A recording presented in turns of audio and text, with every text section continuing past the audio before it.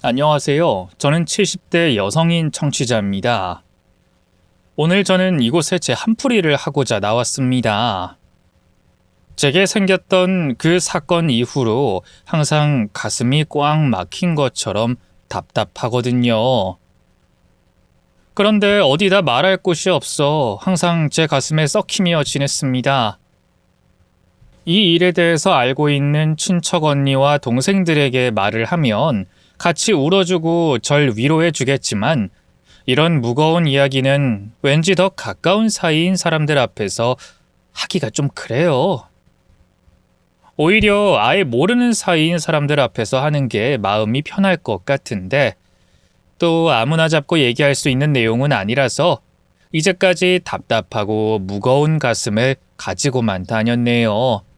그러다 이곳을 알게 됐습니다. 제 이야기를 할 수 있는 곳을 말이죠.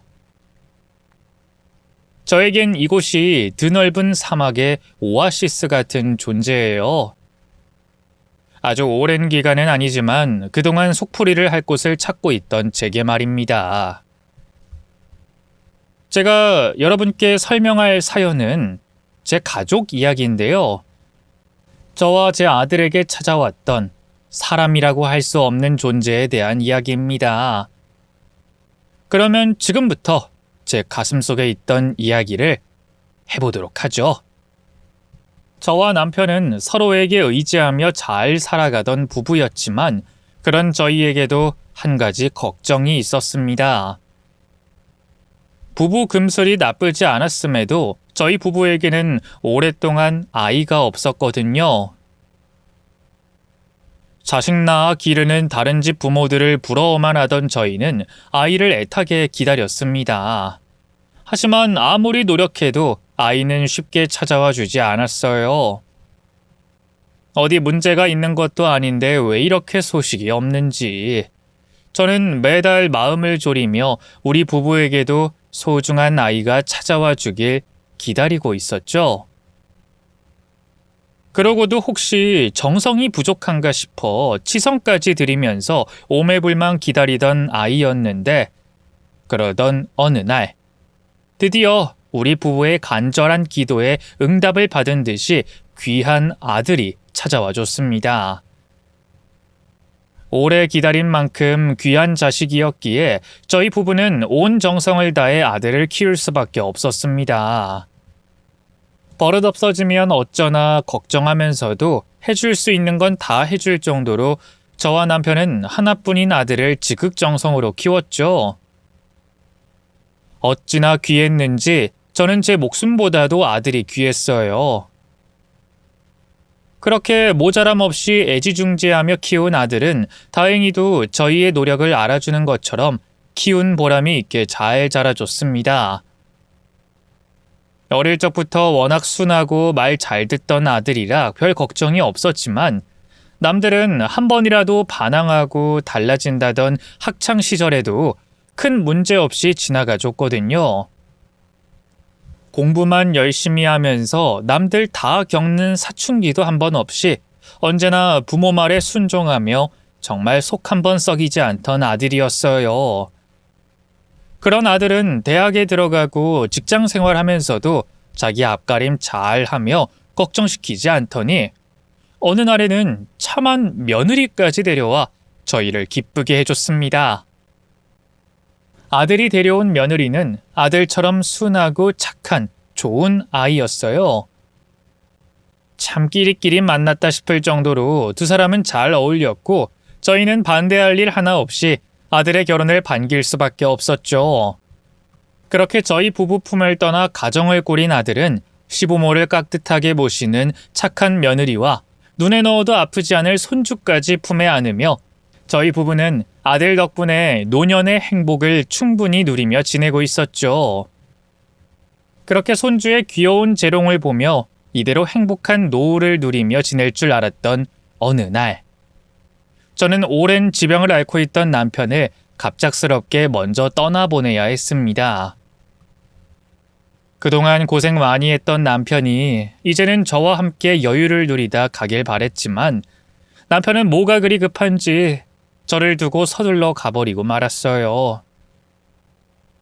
너무 잃은 남편의 부재에 슬픔이 컸지만 다행히도 저를 걱정하는 아들 며느리가 있기에 저는 견딜 수 있었습니다. 보통은 남편이 죽으면 어찌 살아야 하나 걱정일 텐데 저는 아들 며느리가 믿음직스러워서 그런지 별다른 걱정이 없었어요. 그런데 저희 남편이 떠난 지 1년이 채 되지 않아 며느리마저 사고로 세상을 떠나버리게 됐네요.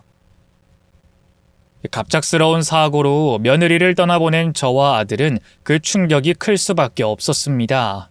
어쩌다 우리한테 이런 일이 벌어진 건지 하늘이 원망스러운 정도였어요. 그렇게 저와 아들은 서로 1년 사이에 각자의 배우자를 떠나보내며 어려운 시기를 보내야 했죠. 하지만 그래도 수십 년 같이 살다 병으로 보낸 저보다야 하루아침에 예상치 못한 사고로 한참 일찍 배우자와 이별해야 했던 아들이 몇 배는 더 힘들었을 겁니다. 그런데도 아들은 제가 걱정할까 싶었는지 제 앞에선 도통 힘든 티를 내지 않았어요. 뒤에서 숨죽여 울지언정 저와 어린 아들 앞에서는 꿋꿋한 척 살아가더라고요. 물론 엄마인 저는 아들이 힘들어하고 있다는 걸 알았죠. 그래서 차라리 속 터놓고 울기라도 했으면 싶었지만 어떻게든 혼자 버텨보려는 아들의 모습을 보며 모른 척 해줬습니다. 그러면서 아들을 걱정하고 안쓰러워했죠. 그래서 저는 그런 아들에게 조금이나마 힘이 되기 위해 아들 대신 손주를 돌보고 아들의 뒷바라지를 해주려 노력했습니다. 그렇다고 제가 떠난 며느리의 빈자리까지 채울 순 없겠지만 아들 혼자 힘겹게 버티는 것보다는 나을 거라고 생각했죠.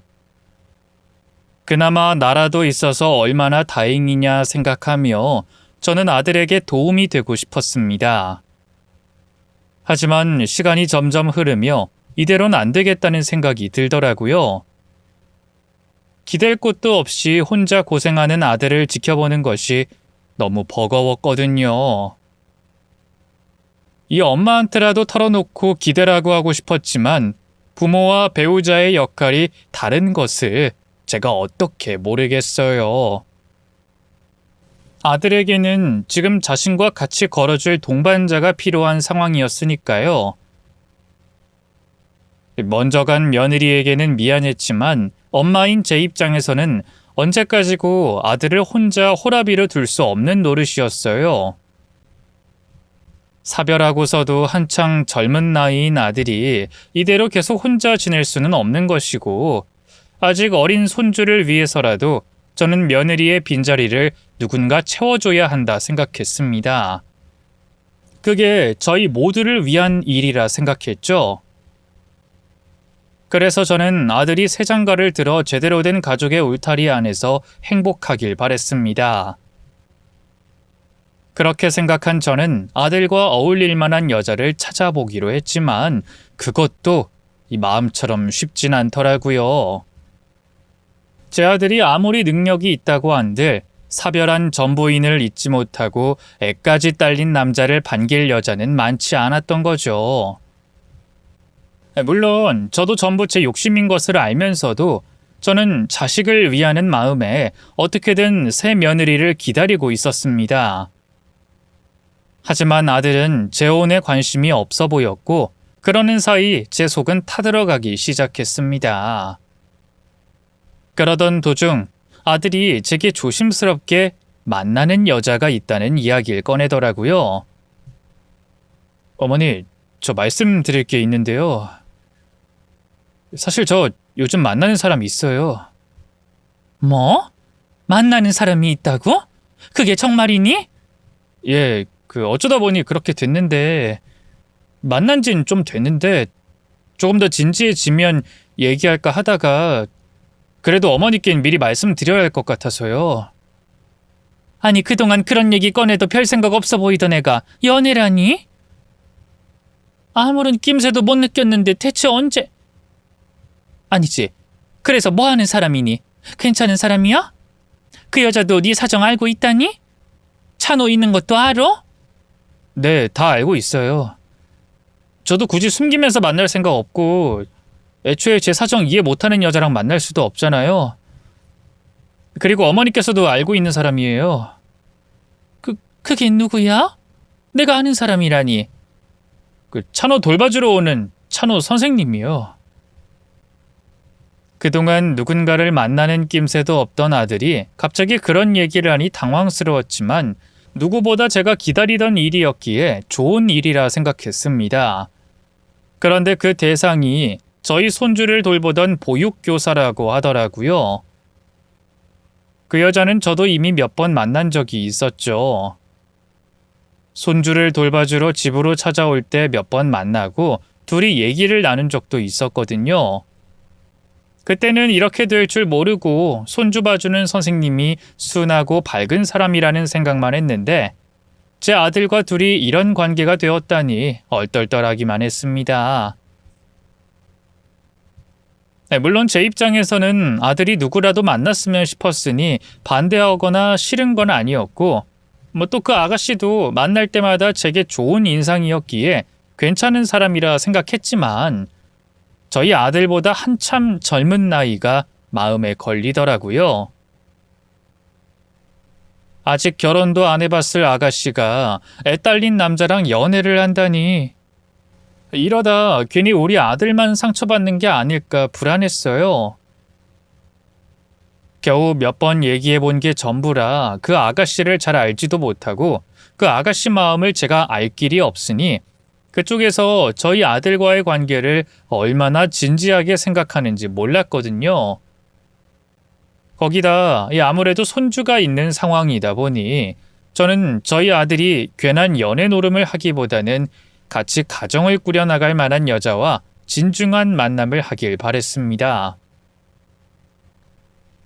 다 큰 자식 일에 괜한 참견일진 몰라도 부모 걱정이라는 게 다 비슷하겠죠.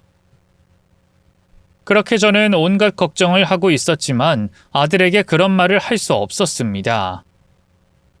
이제 겨우 죽은 전처를 잊고 새로운 관계를 위해 노력하는 아들에게 초치는 소리를 할 수 없었거든요.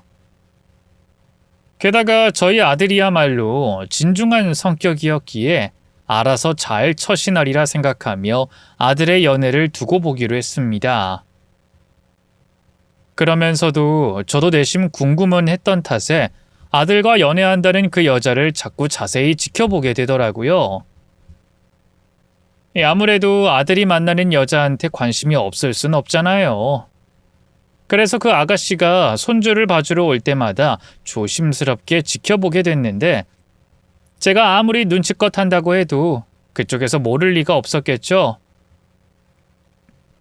아니나 다를까 제가 뭐를 걱정하는지 아는 건지 그 아가씨가 먼저 제게 살갑게 이야기를 꺼내더라고요. 어머님, 아무래도 저희 만나는 것 때문에 걱정이 많으시죠? 아니요. 내가 뭐라고 다 큰 아들 연애 사업에 참견할 순 없죠. 근데 젊은 아가씨가 애딸린 남자랑 만나는 건 괜찮은지 좀 걱정은 되네요.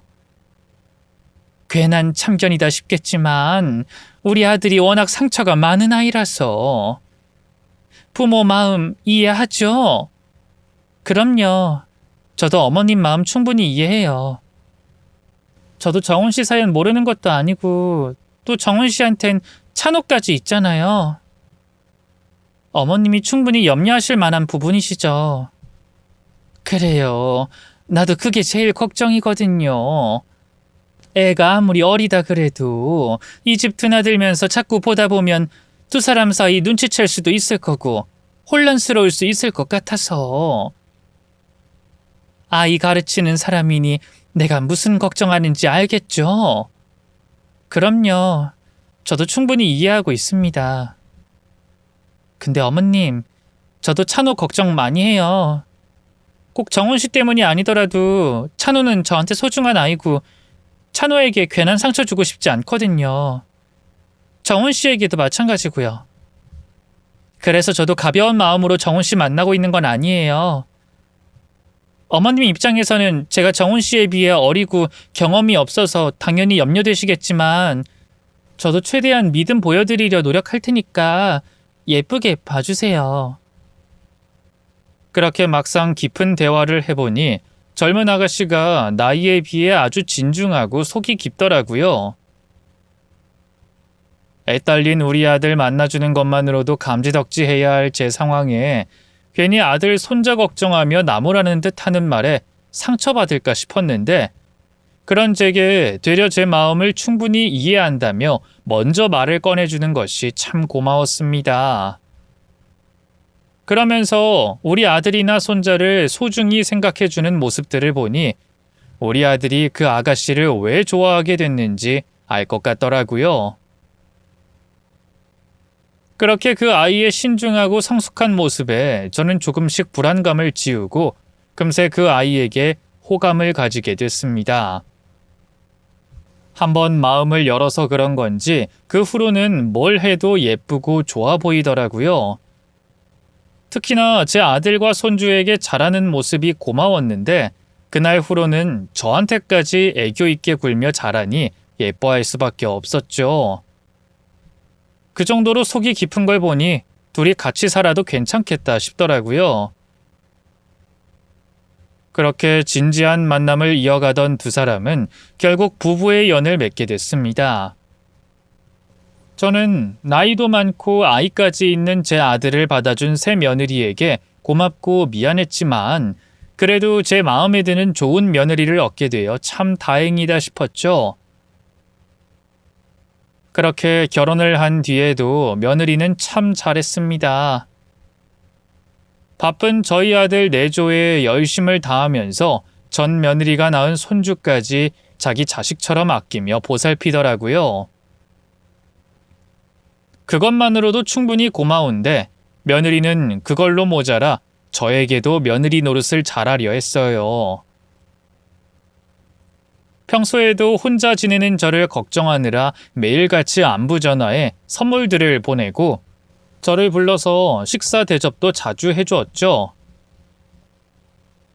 요리 솜씨뿐만이 아니라 정성까지 가득해서 저와 아들 몸에 좋은 음식을 먹이겠다며 먼 지방까지 내려가 재료를 공수해 올 정도였어요. 요즘 세상에 가족을 위해서 이렇게까지 하는 며느리가 어디 있는지 저는 젊은 사람답지 않은 며느리의 모습에 매번 고마움을 느꼈습니다. 그렇게 어느새 전 며느리의 흔적은 지워지며 새 며느리가 저희 집의 중심이 되어가고 있었죠. 그때부터 이 정도면 정말 마음을 놔도 되지 않을까 싶었습니다. 이젠 아들 걱정 없이 편안한 노후를 보내도 되겠지 싶었죠. 그래서 아들과 손주 챙기느라 하지 못했던 것들을 하나 둘씩 배워보기 시작했어요. 운동도 나가고 모임도 만들면서 아들네 귀찮게 하지 않으며 독립적으로 살면서 건강한 노년을 보내려고 노력 중이었죠. 그런데 마음이 이팔청춘에 의욕이 있다고 해도 몸이 너무 나이 들어 있었습니다. 전에 하지 않았던 활동을 하며 무리를 해서 그런지 병원 신세를 지게 됐어요. 급성 간부전이 온 거죠. 몸살 기운 정도라고 생각하고 약을 먹으면서 버티려고 했는데 그게 아니었던 겁니다. 병원을 찾아가니 간 수치가 너무 높다면서 바로 입원해야 된다고 하더라고요. 생각보다 심각해진 일로 인해서 저야 당연히 놀랄 수밖에 없었어요. 그리고 저만큼이나 아들과 며느리도 놀란 모습이었죠. 숨도 가쁘고 온몸이 뜨거워 눈 뜨고 있기도 힘들었지만 그래도 아들과 며느리 앞에서 걱정을 끼치기 싫었습니다. 그래서 괜찮은 척하며 병원을 찾아온 두 사람에게 그만 집으로 돌아가라고 했는데 며느리가 자리를 지키겠다는 거예요. 자기가 제 간병을 하겠다고 하는 겁니다. 뭐? 간병을 하겠다고? 아유, 됐다. 여기 간호사들도 있고 나야 누워있기만 하면 되는 거라 네가 해줄 것도 없어. 그리고 찬호도 있는데 어떻게 네가 간병을 하니? 어차피 찬호 유치원 갔다가 바로 체육관이랑 영어학원 가면 낮에는 시간 많아요. 그리고 저녁엔 이 사람이 찬호 봐주면 되니까 제가 오후에 잠깐 집에 들어가서 찬호 돌보고 저녁 차려놓고 오면 되죠.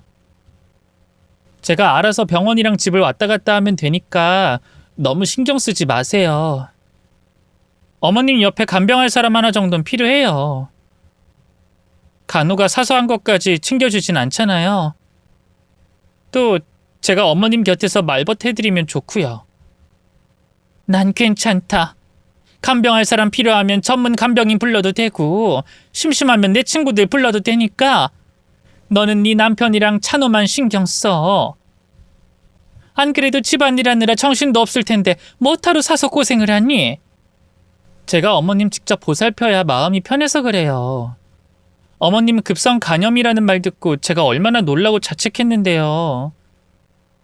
며느리가 돼서 어머님 들여다보지도 않고 말로만 항상 건강하시라고 하다 이렇게 병원에 입원하시게 만들어서 저 자책 많이 했어요. 어느 며느리가 매일 시댁에 찾아온다고. 그리고 이게 네가 날 확인한다고 해서 피할 수 있던 병도 아닌데. 그래도요. 제가 어머님 간병하게 해주세요. 그렇다고 몇 달 몇 년도 아니잖아요. 길어봤자 2주라고 하던데. 네? 아유, 그렇긴 한데. 어머니, 이 사람 하고 싶은 대로 해주세요. 찬호는 제가 좀 더 신경 쓰면 되고 이 사람이 병원이랑 집을 왔다 갔다 다닌다고 하니까 큰 문제는 없을 거예요.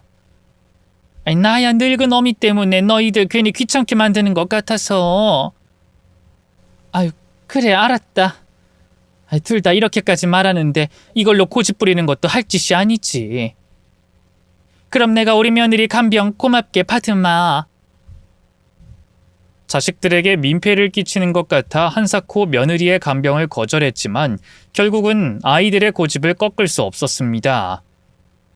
그리고 이왕 간병받게 된 거 불편해하지 말고 며느리에게 고마운 마음 잔뜩 표현하자 싶었죠. 그렇게 저는 급성 간염으로 입원한 동안 며느리의 지극정성인 보살핌을 받게 됐어요. 간염으로 입맛이 없어 밥을 잘 먹지 못하면 며느리는 제가 좋아하는 걸 찾아서 구해와 직접 요리까지 해서 제 입에 넣어줬고 재미도 없을 제 이야기를 들어주면서 제 컨디션이 항상 좋을 수 있게 도와줬죠. 그런데 그런 지극정성인 며느리의 간병에도 불구하고 좀처럼 제 간 수치는 떨어질 줄 몰랐습니다. 한 일주일 정도 입원하면 된다고 생각했던 일이 점점 길어져 2주가 지나고 3주가 넘어가고 있었죠. 그래도 제 곁에 있는 며느리 덕분에 한시도 지겹지 않았고 힘든 것도 없다고 느껴졌어요. 다만 병수발이 길어져 며느리에게 또 아들에게 미안했을 뿐이었죠. 그래도 점점 정상 수치로 떨어지고 있는 간 수치로 인해 한 달은 넘지 않고 퇴원할 수 있을 것 같았습니다. 태어나면 저 때문에 고생한 며느리에게 한턱 크게 쏘고 선물도 좋은 걸로 하나 해주려고 했죠. 그 생각을 하며 저 혼자 들떠 있었는데 집에서 돌아와 제 캐비넷을 정리하던 며느리가 갑자기 주저앉고 울음을 터뜨렸습니다. 저는 깜짝 놀라며 며느리에게 무슨 일인지 물었는데 며느리는 전화 통화를 하면서 계속 울음만 터뜨리더라고요. 그러다 제 상황에 겨우 대답을 했죠. 제 아들 정훈이가 교통사고로 세상을 떠났다는 비보를 말입니다. 며느리가 바닥에 주저앉아 눈물을 펑펑 흘리고 있는데 믿어지지 않더라고요. 아니, 내 아들이 왜 죽었다는 건지 이해가 하나도 되지 않았습니다. 저는 어리나간 상태로 울고 있는 며느리에게 계속해서 되물었어요. 너 지금 무슨 말 하는 거니? 죽다니. 누가 죽어? 우리 청훈이가 왜 죽어? 청훈이가 죽긴 왜 죽냐고? 모르겠어요. 경찰인데 제 남편이 죽었다면서 얼른 병원으로 오래요. 정훈 씨가 맞는지 와서 확인해야 된다고. 어머님, 이거 아니죠? 전학은 경찰이 뭘 잘못 알고 있는 거죠? 다른 사람이랑 그 일을 착각하고 이러는 거겠죠? 그럴 리가 없잖아요. 그이가 어머니랑 저 그리고 찬호 두고 떠날 리가 없잖아요. 그렇죠? 갑작스러운 남편의 사망 소식에 며느리 역시 제정신이 아니었습니다. 우리 두 사람 모두 정훈이의 죽음을 받아들이지 못하며 경찰 측에서 다른 사람과 착각해 연락한 거라는 한 줄기 기대를 품고 병원으로 가게 됐죠. 하지만 그곳에서 믿기지 않은 현실과 마주해야 됐습니다. 정말 제 아들 정훈이가 싸늘한 주검이 되어 누워 있는 걸 제 눈으로 보게 됐거든요. 경찰은 아들이 사망하게 된 경위가 교통사고였다고 했습니다. 그것도 아들이 갑작스럽게 달리는 차량에 뛰어들어 속력을 내고 있던 차와 부딪혀 그대로 사고가 났다고 했죠. 사고 난 차량의 운전자가 바로 신고하여 병원으로 빨리 올 수 있었지만 이미 119 구조대가 도착했을 땐 아들은 숨을 거둔 후라고 했어요.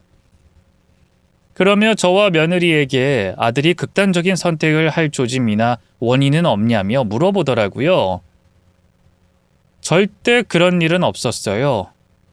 그리고 제 아들은 절대 극단적인 선택을 할 아이도 아니었습니다.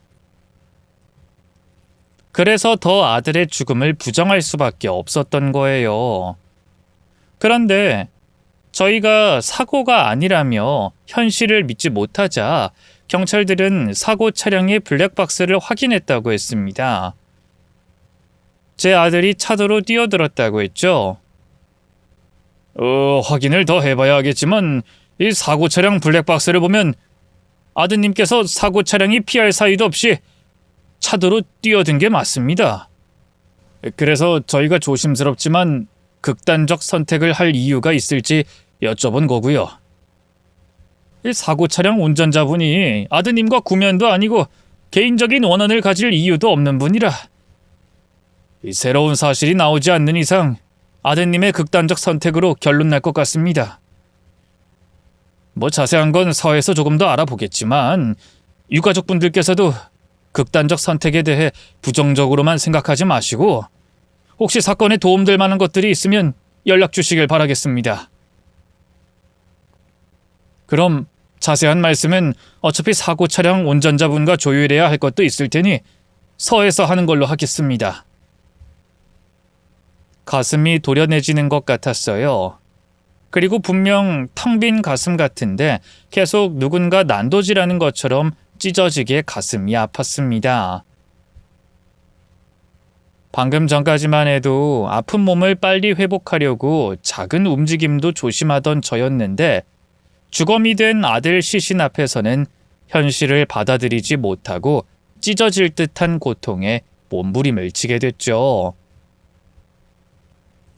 하지만 제가 현실을 부정한다고 한들 변하는 건 없었습니다. 아들을 차가운 냉장고에 언제까지 둘 수 없었으니 가슴으로라도 현실을 받아들이고 아들의 장례를 치러야 했죠. 그렇게 사고 차량 운전자와는 사고에 대한 합의를 어느 정도 본 이후 아들의 장례를 치르게 됐어요. 그런데 이 아들의 장례를 치르려고 할 때부터 며느리가 주위에 보이질 않는 겁니다. 처음엔 손주 찬호 돌보느라 해결해야 하는 일이 있어서 자리에 없는 줄 알았는데 아들의 장례식을 막 치르려고 하는 순간에도 보이질 않는 거예요. 휴대폰으로 전화하고 집으로 찾아갔지만 받질 않았고 집에도 없었어요. 거기다 손자 찬호는 이미 저희 쪽 친척에게 맡긴 후였죠. 도대체 어떻게 된 일인지 몰라 걱정이 돼서 미치겠더라고요. 그렇다고 저밖에 지킬 사람이 없는 아들의 장례식장을 비우고 며느리를 찾아 나설 수도 없었어요. 저는 우선 경찰에게 며느리가 사라졌다고 신고를 해놓고 연락이 오기만을 기다리게 됐죠. 정말 정신이 하나도 없었습니다. 갑작스러운 아들의 죽음도 받아들일 수 없는 상황에 유일하게 기댈 며느리마저 사라지고 없었으니까요. 거기다 손자 찬호에게는 아빠의 죽음을 어떻게 설명하고 이해를 시켜야 할지 도저히 모르겠고 자신도 없었습니다. 인생에서 가장 힘들고 괴로운 시기였죠. 그래도 아들의 장례를 온전히 잘 치러야 한다는 생각으로 주저앉아지는 다리를 일으켜 세우고 눈에서 흐르는 눈물을 참고 닦아내며 아들의 장례식장을 지켰습니다. 그렇게 아들의 장례를 겨우겨우 치르는 동안 며느리는 끝까지 나타나지 않았어요. 왜 자기 남편의 장례식장에 나타나지 않는지 알려주는 연락 한 통조차도 없었죠. 이런 상황에 아들의 장례를 마치고 화장을 하는 건 망설여졌지만 언제 나타날지 모르는 며느리를 무작정 기다릴 수도 없었습니다. 절차대로 아들의 장례를 마치고 화장을 하려고 했죠. 그래도 혹시 몰라 화장터로 가는 버스를 타기 직전까지 최대한 시간을 끌어봤습니다. 또 화장터에 도착해서도 예정된 화장 시간을 미루며 며느리를 기다려봤죠. 미룬 아들의 화장 시간이 다가올수록 제 마음은 초조해져 갔습니다.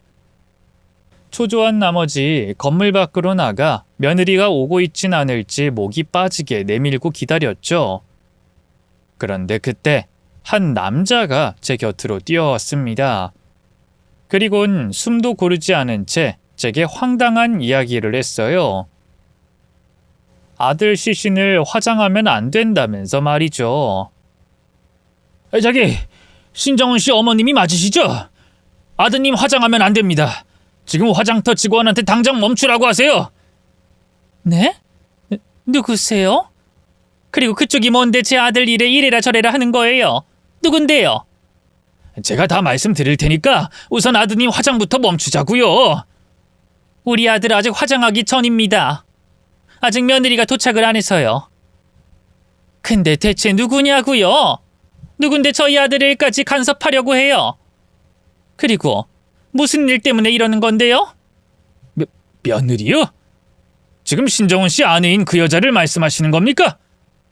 그 여자 여기 이곳에 같이 안 왔습니까? 언제부터요? 그 여자 아드님 장례식장엔 있었던 거죠? 그것도 아니에요? 저기요, 누구시냐고요? 제가 정훈이 엄마인 걸 알면서 왜 이러세요? 안 그래도 자식 잃고 며느리까지 사라져서 미치겠는데 저한테 왜 이러시는 거냐고요? 사라졌다고요? 그럼 내 생각이 맞네. 그 여자가 역시... 막무가내로 들이댄 남자는 제 질문엔 대답도 하지 않은 채 자기 혼자 알 수 없는 말을 중얼거렸습니다. 그런 남자의 행동은 안 그래도 날카로워져 있는 제 신경을 사방으로 들쑤셨죠. 그러다 보니 아들 사고 소식 이후 겨우 참아내고 있던 스트레스가 한 번에 폭발하게 됐습니다. 당신 뭐야? 뭔데 사람을 괴롭혀? 왜? 우리 아들한테 돈이라도 받아야 해? 그래서 우리 아들 시신으로 뭘 어떻게 하려고 화장하지 말라는 거야? 당신 장기 밀매라도 하는 사람이냐고? 설마 당신 때문에 우리 며느리가 자기 남편 장례식장에 못 나타난 거야? 당신이 협박이나 뭘 했어? 당신 정말 그런 거라면 내가 가만 안 둬. 당신 협박죄로 경찰에 신고할 거라고. 아니, 지금 당장 신고하겠어. 내 앞에서 한 행동만으로도 당신 경찰 조사받아야 되니까. 아니, 지금 무슨 소리 하시는 거예요? 누가 장기 밀매를 하고 협박을 했다고 해요?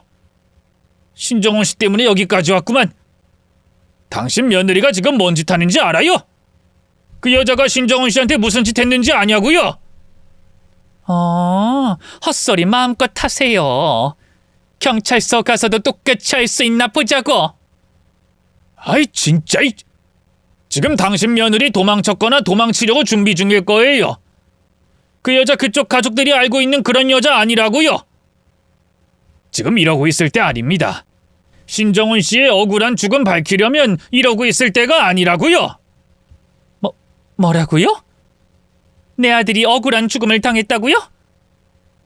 당신이 그걸 어떻게 알아? 경찰이 블랙박스까지 확인했다면서 사고로 죽었다고 했는데 억울한 죽음이라니. 당신 진짜 뭘 알아? 당신 누구야? 누군데? 전 신정훈 씨가 고용한 심부름센터 직원입니다. 신정훈 씨가 아내 뒤를 쫓고 이혼하는데 필요한 증거를 포착해달라고 해서 그 여자 뒤를 캐고 있었고요. 저도 신정훈 씨가 어떻게 죽었는지 정확하게 알진 못하지만 앞뒤 상황 맞춰보고 그 여자가 자기 남편인 신정훈 씨 장례식장에 나타나지 않은 걸 보면 분명 신정훈 씨 죽음과 관련이 있는 거예요. 그 여자가 신정훈 씨와 가장 마지막까지 있었던 사람이니까요. 남자가 제게 한 말은 굉장히 충격적이고 혼란스러운 말이었습니다. 며느리가 아들의 죽음과 관련이 있다는 그 말이 말이죠. 그 얘기를 들으면서도 이 남자가 제게 어떤 목적이 있어서 거짓말을 한다고 생각했습니다. 제 입장에서는 그렇게밖에 생각할 수 없었던 것이 우선 며느리가 사랑하는 자기 남편을 죽인다는 게 애초에 성립되지 않았고 그 다음으론 아들이 사고로 유명을 달리했을 시간에 며느린 저와 같이 있었어요. 그러니 그 남자가 하는 말은 말도 안 되는 거짓말이었죠. 더군다나 자기도 제 며느리가 제 아들을 죽인 걸 정확하게 알지 못한다고 했습니다. 또 제 아들에게 고용이 됐다는 것도 어디까지나 그 남자의 주장일 뿐이었죠. 그래서 미친 소리라고 생각해 남자의 말을 무시하고 경찰에 신고하려고 했는데 그 남자가 제게 휴대폰을 열어 아들과 나눈 문자들을 보여주는 겁니다. 또 며느리가 웬 남자와 다정하게 있는 사진도 같이 보여줬죠. 그때부터 저는 흔들리기 시작했어요. 이거 뭐예요? 합성이라도 한 거예요? 당신 이런 짓 하면 내가 속아 넘어갈 줄 알았어요? 그런 거 아닙니다. 못 믿겠으면 제 휴대폰 가져가서 직접 확인해 보세요. 신정훈 씨와 나눈 문자 내용도 충분히 많고 그 여자 쫓아다니며 찍은 사진도 많으니 제가 방금 했던 말 전부 다 사실입니다. 제가 어떻게 된 일인지 다 설명할 테니까 그 얘기 듣고 이 증거 보고 그때 판단하세요. 남자의 말에 확신은 없었지만 우선 그 이야기를 들어보기로 했습니다.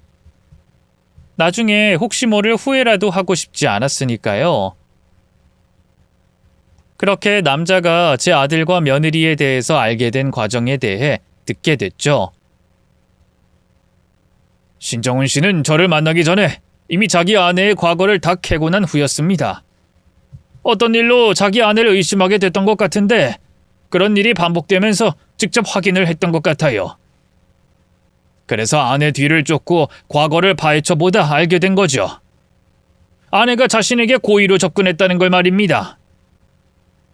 신정훈 씨는 제게 의뢰를 부탁하면서 아내에게 오래된 연인이 있다고 했어요. 신정훈 씨가 알아본 결과 아내에게 자기와 결혼하기 전부터 만나던 사람이 있다고 했고 결혼만 하지 않았을 뿐이지 사실혼 관계인 남자라고 했죠. 그리고 아내가 자기에게 접근한 이유가 돈 때문이라고 했습니다. 신정훈 씨 개인 재산과 어머님의 재산까지 노리고 있다고 했죠. 이 사실을 알게 된 신정훈 씨는 도저히 용서할 수 없다고 판단했고 아내와 이혼을 하려고 했는데 이혼 사유를 뒷받침할 증거가 없었다고 했어요. 자기 아내도 그 남자도 철저하게 두 사람의 관계를 숨기고 그에 관한 증거를 지웠다면서 자기가 가지고 있는 증거로는 친한 친구 정도밖에 입증할 수 없을 거라고 하더군요. 거기다 신정훈 씨가 전과 다른 행동으로 인해 두 사람 모두 더더욱 몸을 사리고 증거를 지우는 데 열심이라고 했고요. 그래서 직접 움직이는 데 어려움을 겪고 있고 직접 뒤로 쫓더라도 증거를 모으는 데 한계가 있다면서 저를 찾아왔습니다. 아무래도 이런 일은 업으로 하는 사람에게 맡기는 게 확실할 것 같다면서 이 두 사람의 관계를 입증하고 이혼에 필요한 증거를 제게 확보해달라고 하더군요. 저야 그게 제 일이니까 당연히 신정훈 씨 의뢰를 받아들였고 신정훈 씨 아내와 그 남자 뒤를 쫓아다녔죠. 그런데 프로인 제가 쫓아다녔는데도 쉽지 않았어요. 신정훈 씨가 뒤를 밟다 들키기라도 했는지 아니면 원래 조심을 하는 건지 모르겠지만 이 두 사람의 관계를 입증할 증거를 포착할 만한 상황이 아예 없었죠. 그러다 그 여자가 방심하는 틈이 생기게 됐어요. 시어머니인 아주머니가 병원 신세를 지게 된 겁니다. 남편에겐 시어머니 간병한다고 거짓말하고 시어머니에겐 남편이든 아이든 아니면 다른 집안일이든 거짓말을 하고 그 남자를 만날 수 있는 핑곗거리가 생긴 거죠. 아주머니께선 며느리가 지극정성으로 자기를 돌보고 또 아들과 손자까지 챙기느라 고생이 많았다고 생각했겠지만 사실 그 여잔 아주머니에게 사기를 치기 전까지 신뢰와 믿음을 쌓으려고 간병했던 거고 아들과 손자를 챙긴다는 핑계를 대고 그 남자와 같이 있는 시간을 보낸 겁니다. 덕분에 저는 두 사람의 관계에 대한 증거를 확보할 수 있었고요. 근데 결정적인 증거가 부족하긴 했어요. 이 두 사람이 모텔이 아닌 남자의 집에서 만남을 가지다 보니 그 안에서 무슨 일이 있는지 밝혀내기 어려웠고 그러면 재판에 가서도 두 사람이 어떻게든 변명할 수 있었던 거죠. 그렇다 보니 신정훈 씨가 많이 조급해했어요. 아무래도 하루빨리 이혼을 해야 가족들이 받는 피해나 충격이 적을 테니 말이죠. 그래서 제게 두 사람의 관계를 밝힐 수 있는 상황을 목격하게 되면 알려달라고 하더라고요. 자기가 직접 그 장소로 들어가 결판을 내겠다면서 말이죠. 그 얘기를 나누고 얼마 되지 않아 그런 상황이 찾아왔어요. 두 사람이 모텔을 가게 된 거죠. 저는 전에 약속한 대로 정훈 씨에게 연락했고 정훈 씨는 두 사람이 들어간 모텔로 바로 왔어요. 그리고 두 사람이 머무는 방으로 들어갔죠. 정훈 씨는 두 사람이 함께 있는 모습을 증거로 남기고 그 자리를 떠나려고 했어요.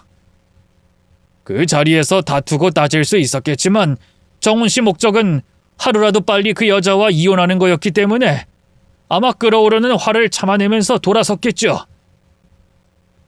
그런데 그 여자가 모텔 밖으로 나온 정훈 씨를 붙잡았습니다. 처음엔 용서해 달라면서 남자를 만난 건 실수라고 몇 번 만나지 않았다고 거짓말을 했죠. 그 말에 흥분한 정훈 씨는 전부터 알아낸 두 사람의 관계를 전부 다 말했고요. 그러자 그 여자가 태도를 바꿔서 정훈 씨에게 화를 내기 시작했어요. 자기 뒷조사를 했다고 고소할 거라니 의심했다니 그러면서요. 두 사람의 언성이 높아지면서 저는 더 이상 그 자리에 있을 필요가 없겠다고 생각해 모텔을 떠났습니다. 그리고 제가 모아온 증거를 신정훈 씨에게 건네려고 취합하고 있었죠. 근데 정훈 씨에게 연락이 오지 않더라고요. 제 연락을 받지도 않고. 그래서 무슨 일인가 알아보다 일이 있었던 그날 정훈 씨가 사망했다는 이야기를 듣게 된 겁니다. 또 분명 정훈 씨가 사망한 일이 그 여자와 관련이 있다고 생각해서 찾아온 건데 그 여자가 사라졌다면 아마 제 예상이 맞을 거예요.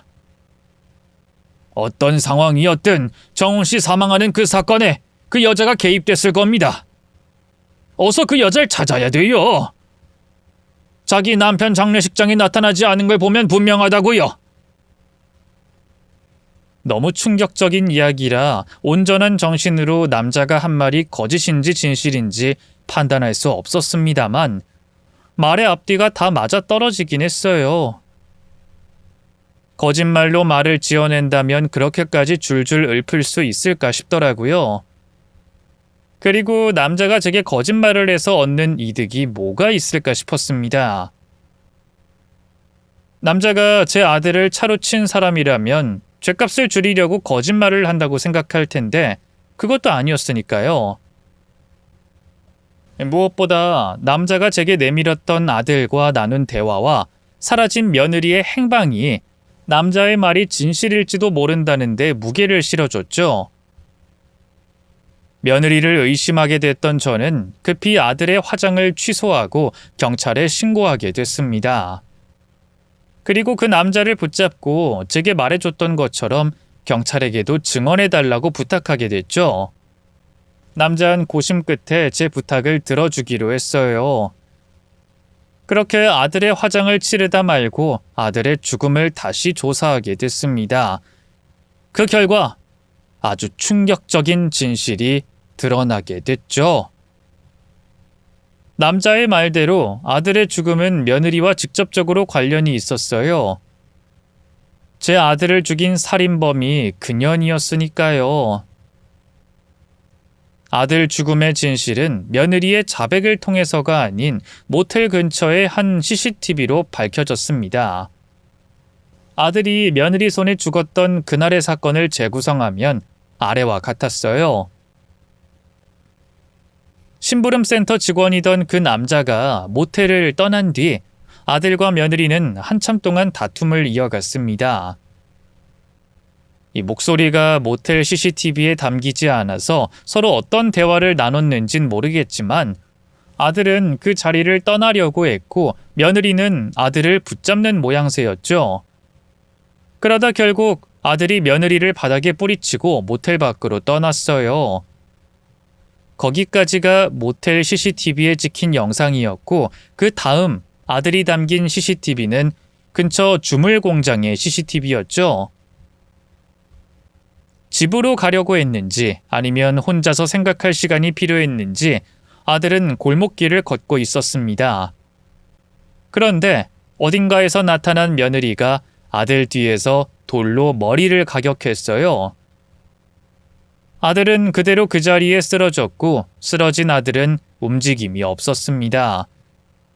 그러자 아들의 의식을 확인하던 며느리가 어딘가로 전화를 걸었고 얼마 되지 않아 한 차량이 골목길로 들어왔죠. 그 차량에서 내린 사람은 다름 아닌 며느리와 사실혼 관계였던 그 남자였습니다. 그 남자의 정체는 경찰에게 제 아들이 차도로 갑작스럽게 뛰어들어 사고가 났다고 말했던 운전자였죠. 그러니까 아들의 죽음은 조작이 됐던 거였어요. 다시 시간의 흐름대로 이야기를 이어가면 쓰러진 아들을 보고 대화를 나누던 며느리와 남자는 급히 아들을 차 트렁크에 실었습니다. 그리곤 두 사람 모두 차를 타고 어디론가 떠났죠. 이후 두 사람이 움직인 방향으로 CCTV를 확인해 보니 아들이 사고가 난 방향으로 가고 있었어요. 그 길을 떠나고 얼마 되지 않아 남자는 사고가 났다며 경찰에 신고했고요. 나중에 사건 조사를 다 마친 경찰에게 듣게 된 내용이지만 아들은 아무래도 처음 며느리에게 돌로 맞았을 당시 사망을 했거나 의식을 찾지 못할 정도로 심한 부상이었던 것 같다고 했습니다. 그런 아들을 인적이 드물고 CCTV가 없는 곳으로 데리고 가 고의로 사고를 만들었던 거죠. 다시 말해 의식이 없는 아들을 며느리가 차도로 밀었고 남잔 죽은 제 아들을 다시 한번 차로 치어 사고로 위장했던 겁니다. 그렇게 하면 다른 CCTV가 없는 그곳에서 증거라고 쓰일 건 제 아들을 친 남자의 블랙박스밖에 없었고 아들이 갑자기 차도로 튀어나온 것처럼 사고를 위장할 수 있었으니까요. 이후 남자가 신고를 하는 사이 며느리는 병원으로 와서 연기를 했던 거죠. 결국 두 사람은 제 아들을 2번이나 죽였던 겁니다. 그러면서 뻔뻔하게 제 앞에서 울음을 보이고 있었던 거예요. 그리고 제가 아들의 장례를 치르려고 하는 사이 사라진 겁니다. 경찰에게 붙잡혔던 며느리는 도망을 칠 준비를 하고 있었어요. 제가 아들의 장례를 치르는 사이 아들의 사망 신고와 함께 재산을 정리하고 있던 중이었죠. 재산을 정리하고 혹시 모를 일에 대비해 외국에서 지내고 있다 무죄가 되거나 짧은 형을 받고 나올 남자와 지낼 계획이었다고 했습니다.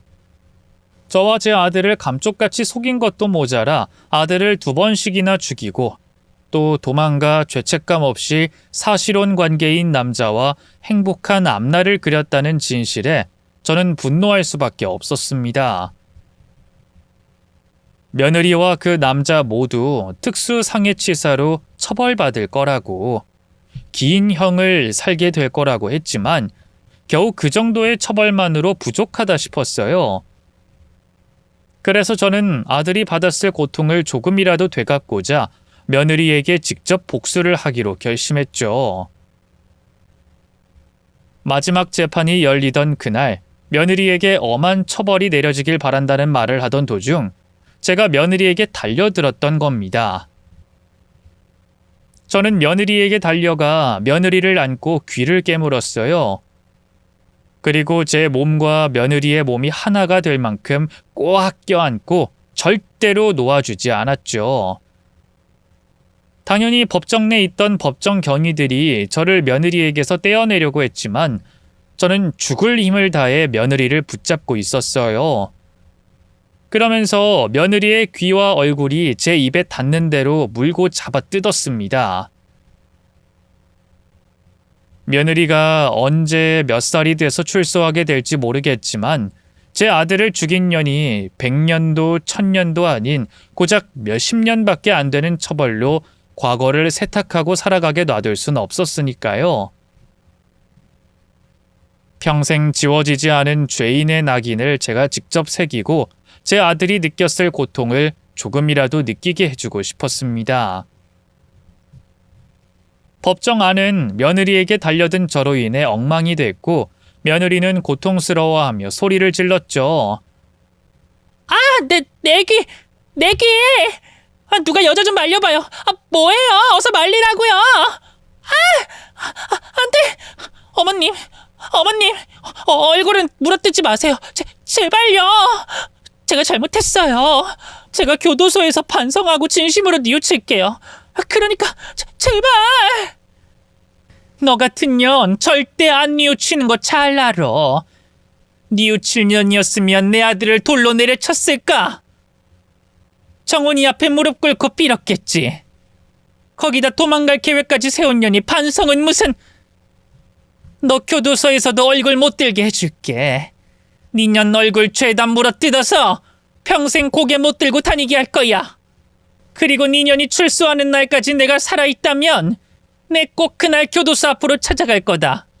찾아가서 내 아들이 당한 일 그대로 갚아주겠어. 니년 태갈통에 돌이 아니라 바위를 던져서 내가 널 죽일 거라고. 안 돼! 얼굴을 안 돼! 내 귀!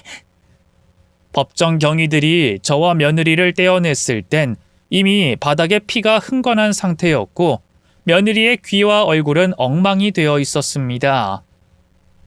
그 일로 당연히 저는 벌을 받게 됐어요.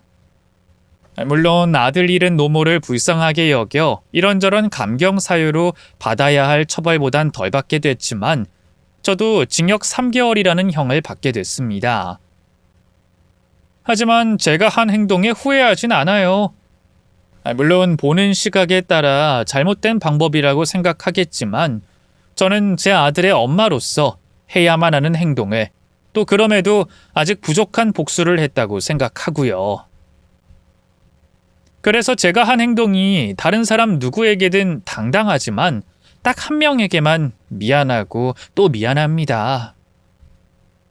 바로 제 손주 녀석이죠.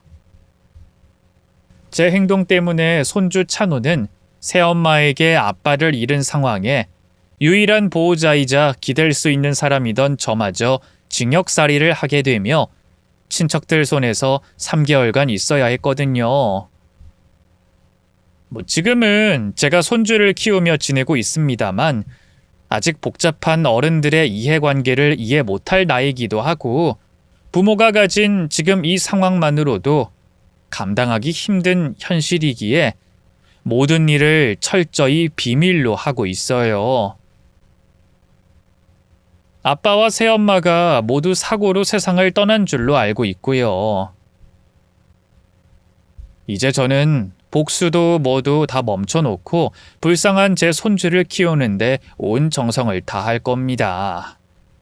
그게 저를 위한 일이고 제 아들을 위한 일이고 또 찬호를 위한 일이니까요.